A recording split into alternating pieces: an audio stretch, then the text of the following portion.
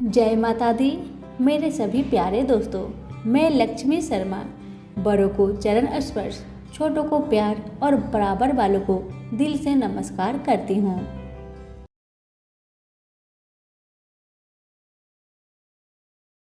आज मंगलवार के दिन सुने मंगलवार की व्रत कथा। कथा को पूरा सुने, अच्छी लगे तो दूसरों को भी शेयर करें। पवन पुत्र हनुमान की जय। आज मंगलवार के दिन मैं आप सभी को मंगलवार की व्रत कथा सुनाने जा रही हूँ। ये कहानी है बुढ़िया माई और मंगल देवता की। एक गांव में एक बुढ़िया रहती थी। वह मंगल देवता को अपना इष्ट देवता मानकर सदैव मंगलवार को व्रत रखती और मंगल देव का पूजन किया करती थी। उसका एक पुत्र था जो मंगलवार को उत्पन्न हुआ था। इस कारण उसको मंगलिया के नाम से पुकारा करती थी।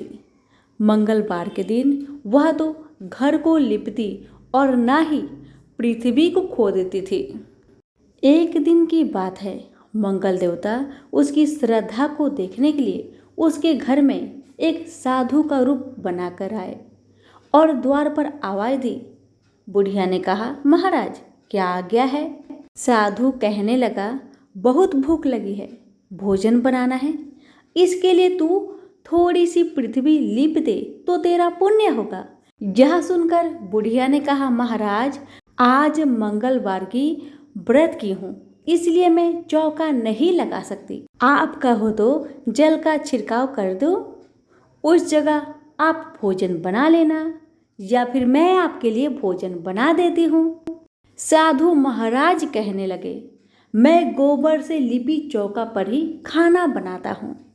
बुढ़िया ने कहा, महाराज मिट्टी लिपने के सिवा आप मुझे कोई और काम दीजिए, मैं सारी काम करने को तैयार हूँ, परंतु गोबर से लिपूंगी नहीं। तब साधु महाराज ने कहा कि सोच समझकर उत्तर दो, जो कुछ मैं कहूँगा वह तुमको करना ही होगा।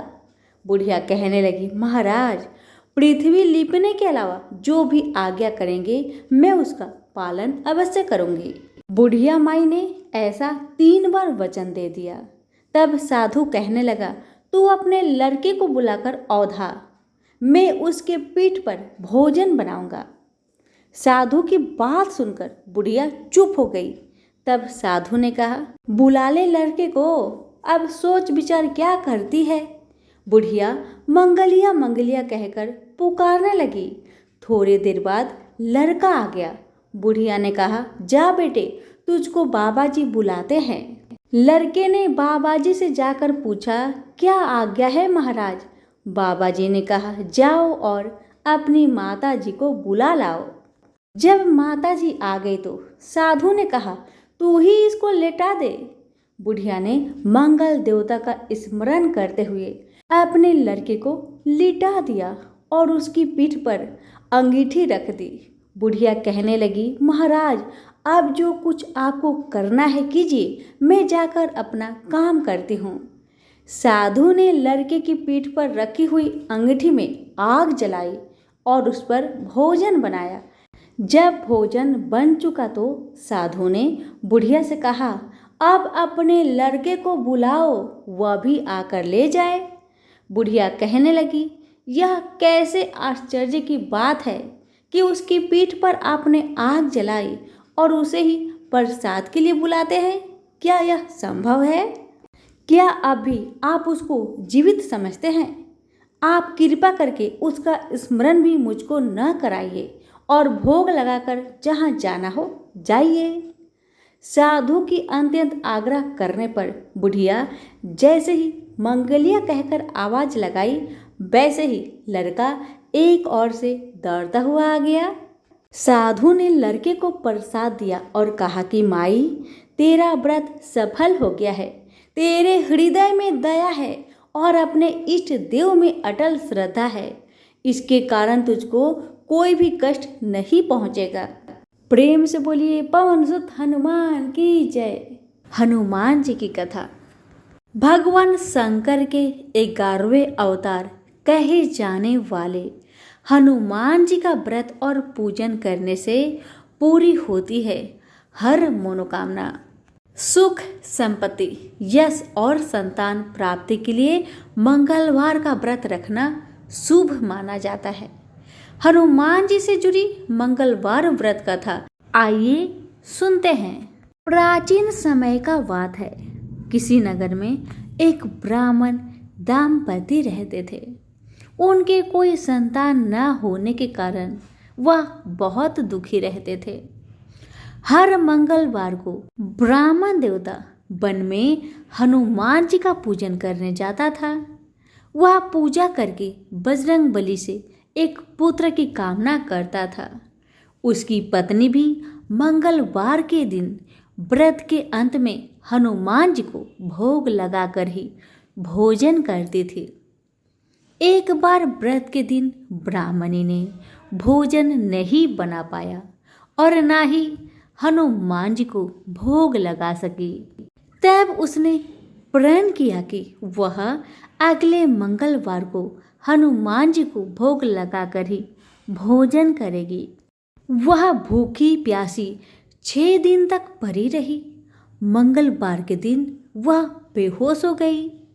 हनुमान जी उसकी श्रद्धा और भक्ति को देखकर बहुत प्रसन्न हुए और उन्होंने आशीर्वाद स्वरूप में ब्राह्मणी को एक पुत्र दिया और कहने लगे कि यह तुम्हारी बहुत सेवा करेगा। अब बालक को पाकर ब्राह्मणी बहुत खुश हुई। उसने बालक का नाम मंगल रखा। कुछ समय उपरांत जब ब्राह्मण घर आए तो बालक को देख पूछने लगे कि ये बालक कौन है। तो पत्नी कहने लगी कि मंगलवार के व्रत से प्रसन्न होकर हनुमान जी ने उन्हें यह बालक दिया है। एक दिन मौका पाकर ब्राह्मण ने बालक को कुएं में गिरा दिया। घर लौटने पर ब्राह्मणी ने पूछा कि मंगल मेरा बेटा कहाँ है। तभी पीछे से मंगल मुस्कुराते हुए घर में प्रवेश किया। उसे वापस देखकर ब्राह्मण चौंक गया। उसी रात को बजरंग बली ने ब्राह्मण को सपने में दर्शन दिए और बताया कि यह पुत्र मैंने ही तुम्हारी पत्नी को दिया है। सच जानकर ब्राह्मण बहुत खुशी हुआ और अपनी गलती पर पछताने लगा कि मैंने अपने बेटे को कैसे कुएं में फेंक दिया। अब तो ब्राह्मण और ब्राह्मणी दोनों एक साथ नियमित रूप से मंगलवार का व्रत रखने लगे। मंगलवार का व्रत रखने वाले मनुष्य पर अपार कृपा होती है। प्रेम से बोलिए पवन पुत्र हनुमान की जय। मंगल देव की व्रत कथा। मंगल ग्रह हमारे सौर मंडल का ही एक ग्रह है जो सूर्य से बढ़ती दूरी के क्रम में चौथे स्थान पर आता है। इसकी सतह पर आयरन ऑक्साइड की मात्रा अधिक होने के कारण यह लाल रंग का दिखाई देता है। मंगल ग्रह के स्वामी को मंगल देव कहा जाता है। इसके साथ ही उन्हें युद्ध का देवता अंगारक देव के नाम से भी जाना जाता है। इनका रंग लाल होता है। मंगल देव का वाहन भेड़ है और वह अपने हाथों में त्रिशूल, भाला, गदा, पद्म धारण किए हुए सुशोभित होते हैं। मंगल देव की कथा। यह कथा स्कंद पुराण में वर्णित है। बहुत समय पहले महाकाल नगरी उज्जैन पर एक असुर जिसका नाम अंधकासुर था राज्य करता था। यह असुर बड़ा ही क्रूर प्रवृत्ति था जो अपने राज्य की प्रजा को बहुत कष्ट दिया करता था। जो ऋषि मुनि भगवान की आराधना करते थे, यज्ञ हवन करते थे, यह उनको परेशान करता था और उनको मृत्यु के घाट उतार दिया करता था। उस आदित्य राक्षस का एक बड़ा ही क्रूर प्रवृत्ति का बेटा था जिसका नाम कनक था। कनक भी अपने पिता अंधकासुर के समान शक्तिशाली और पराक्रमी था। एक बार कनक ने अपने शक्ति के मद में चूर होकर इंद्रदेव पर आक्रमण कर दिया। इंद्रदेव और कनक के बीच भयंकर युद्ध हुआ और अंततः इंद्रदेव ने कनक को पराजित करके उसकी हत्या कर दी। कनक की हत्या करने के बाद इंद्रदेव को अपने राज्य की चिंता सताने लगी, क्योंकि इंद्रदेव कनक के पिता अंधकासुर की शक्ति से भली भांति परिचित थे और अंधकासुर स्वर्ग पर अधिकार करके स्वर्ग को तहस नहस कर सकता था। इसलिए भगवान इंद्र महादेव शिव शंकर के शरण में चले गए और उन्होंने अंधकासुर से स्वर्ग की रक्षा करने के लिए प्रार्थना की। आशुतोष भगवान महाशिव शंकर ने देवराज इंद्र की इस प्रार्थना को स्वीकार किए और भगवान शिव शंकर तथा अंधकासुर के बीच एक भयंकर युद्ध हुआ। दोनों ओर से महाशक्तियों का प्रयोग किया गया और युद्ध ने एक विकराल रूप ले लिया और युद्ध लंबे समय तक चला। अंततः महादेव शिव शंकर ने अंधकासुर का वध कर दिया, किंतु भगवान शिव शंकर के माथे से पसीने की एक बूंद पृथ्वी पर जाकर उज्जैन नगरी में गिर पड़ी, जिससे वहां की धरती को फाड़कर अंगारे के समान एक पुत्र ने जन्म लिया, जिसका नाम मंगल रखा गया। ब्राह्मणों ने उसकी स्तुति की और उनको गुण रूप आदि के कारण स्वर मंडल के 8 ग्रहों में महत्वपूर्ण स्थान दिया। उज्जैन नगरी के जिस स्थान में मंगल ग्रह का जन्म हुआ था, उस स्थान पर स्वयं भगवान ब्रह्मा जी ने मंगलेश्वर शिवलिंग की स्थापना की, जिसे आज के समय मंगलेश्वर धाम के नाम से जाना जाता है। और मंगलवार को यहाँ दर्शन करने के लिए हजारों की तादाद में श्रद्धालु पहुँचते हैं। तो प्रेम से सभी बोलिए मंगल देव की जय हो। व्यास जी ने कहा, एक बार नैमिषारण्य तीर्थ में 80,000 मुनि एकत्र होकर पुराणों के ज्ञाता श्री सूत जी से पूछने लगे, हे महामुने, आपने हमें अनेक पुराणों की कथाएं सुनाई है, अब कृपा करके हमें ऐसा व्रत और कथा बताए जिसके करने से संतान की प्राप्ति हो तथा मनुष्य को रोग शोक अग्नि सर्व दुख आदि का भय दूर हो जाए, क्योंकि कलयुग में सभी जीवों की आयु बहुत कम है। फिर इस पर उन्हें रोग चिंता के कष्ट लगे रहेंगे तो फिर वह श्री हरि के चरणों में अपना ध्यान कैसे लगा सकेंगे। श्री सूत जी बोले, हे मुनियों, आपने लोक कल्याण के लिए बहुत ही उत्तम बात पूछी है। एक बार युधिष्ठिर ने भगवान श्री कृष्ण से लोक कल्याण के लिए यही प्रश्न किया था। भगवान श्री कृष्ण और युधिष्ठिर का संवाद तुम्हारे सामने कहता हूँ, ध्यान देकर सुनो। एक समय पांडवों की सभा में श्री कृष्ण जी बैठे हुए थे। तब युधिष्ठिर ने भगवान श्री कृष्ण से प्रश्न किया, हे प्रभु नंद नंदन गोविंद, आपने मेरे लिए अनेकों कथाएं सुनाई है, आज आप कृपा करके ऐसा व्रत या कथा सुनाएं जिसके करने से मनुष्य को रोग चिंता का भय समाप्त हो और उसको पुत्र की प्राप्ति हो। हे प्रभु, बिना पुत्र के जीवन व्यर्थ है। पुत्र के बिना मनुष्य नरकगामी होता है।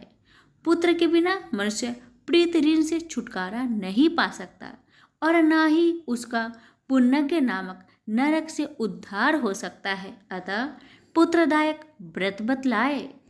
श्री कृष्ण भगवान बोले, हे राजन, मैं एक प्राचीन इतिहास सुनाता हूँ, आप उसे ध्यान पूर्वक सुनो। कुंडलपुर नामक एक नगर था। उसमें नंदा नामक एक ब्राह्मण रहता था। भगवान की कृपा से उसके पास सब कुछ था, फिर भी वह दुखी था। इसका कारण यह था कि ब्राह्मण की स्त्री सुनंदा की कोई संतान न थी। सुनंदा पतिव्रता थी, भक्ति पूर्वक श्री हनुमान जी की आराधना करती थी। मंगलवार के दिन व्रत करके अंत में भोजन बनाकर हनुमान जी को भोग लगाने के बाद स्वयं भोजन करती थी। एक बार मंगलवार के दिन ब्राह्मणी गृह कार्य की अधिकता के कारण हनुमान जी को भोग न लगा सकी, तो इस पर उसे बहुत दुख हुआ।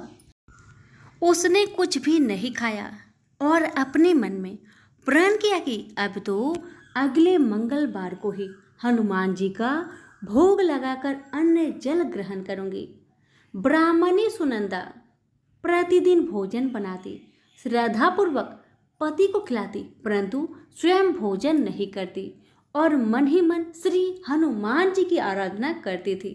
इसी प्रकार 6 दिन गुजर गए और ब्राह्मणी सुनंदा अपने निश्चय के अनुसार भूखी प्यासी निराहार रही। अगले मंगलवार को ब्राह्मणी सुनंदा प्रातः काल ही बेहोश होकर गिर पड़ी। ब्राह्मणी सुनंदा की इस असीम भक्ति के प्रभाव से श्री हनुमान जी बहुत प्रसन्न हुए और प्रकट होकर बोले, सुनंदा, मैं तेरी भक्ति से बहुत प्रसन्न हूँ, तू उठ और वर मांग।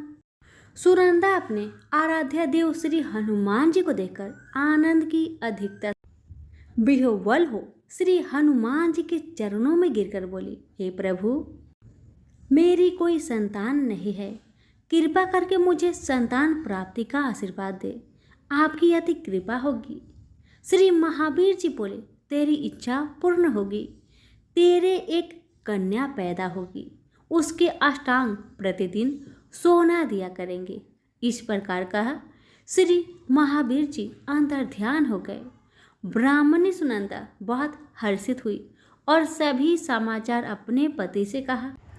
ब्राह्मण देव कन्या का वरदान सुनकर कुछ दुखी हुए, परंतु सोना मिलने की बात सुनी तो बहुत प्रसन्न हुए।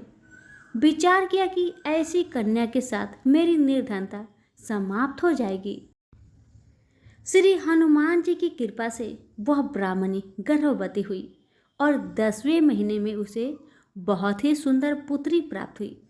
यह बच्ची अपने पिता के घर ठीक उसी तरह से बढ़ने लगी जिस प्रकार शुक्ल पक्ष का चंद्रमा बढ़ता है।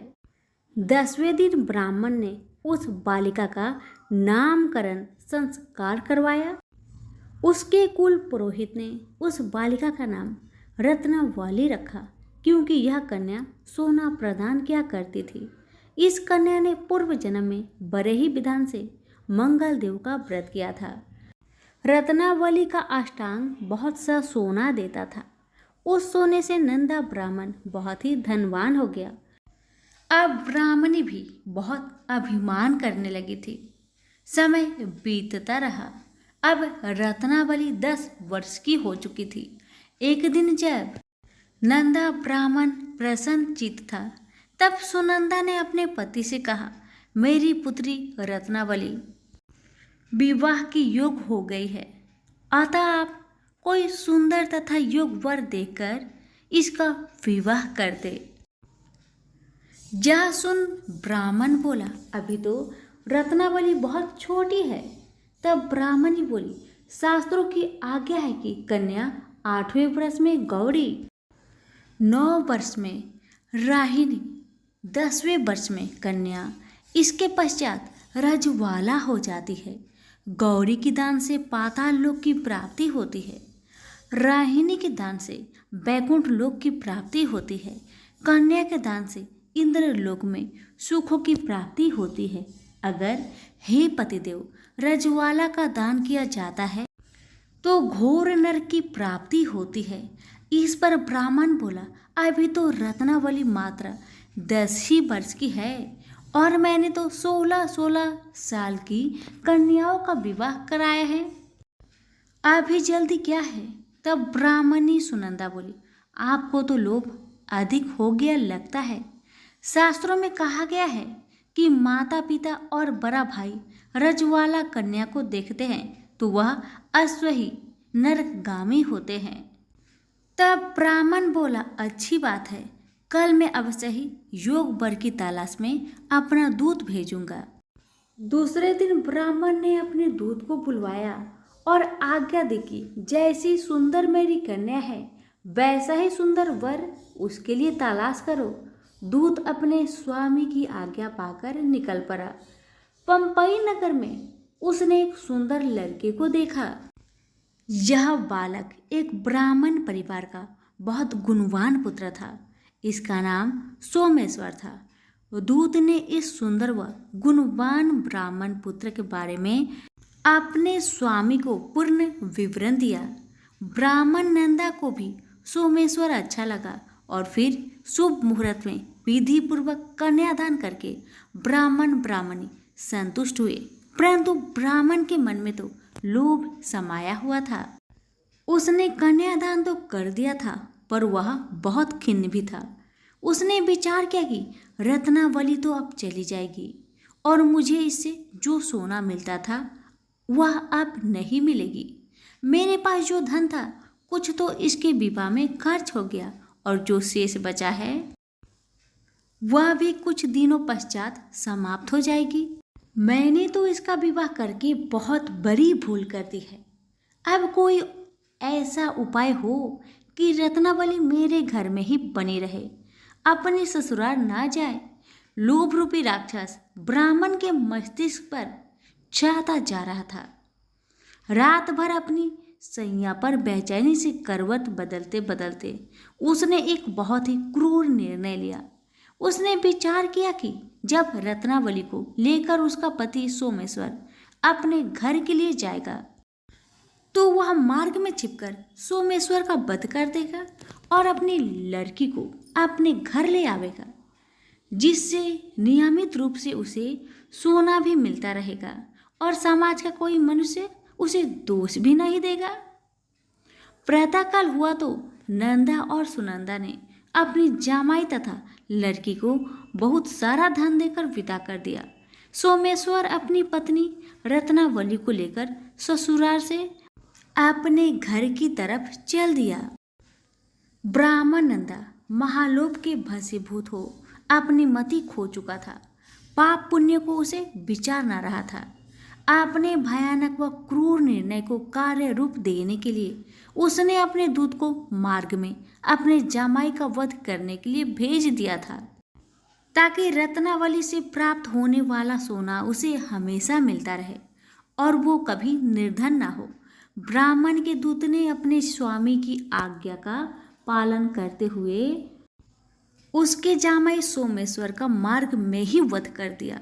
समाचार प्राप्त कर ब्राह्मण नंदा मार्ग में पहुंचा और रोदन करती अपनी पुत्री रत्नावली से बोला, हे पुत्री, मार्ग में लुटेरों ने तेरे पति का वध कर दिया है। भगवान की इच्छा का आगे किसी का कोई वश नहीं चलता है। अब तू घर चल, वहां पर ही रहकर शेष जीवन व्यतीत करना। जो भाग्य में लिखा है वही होगा। अपने पति की अकाल मृत्यु से रत्नावली बहुत दुखी हुई।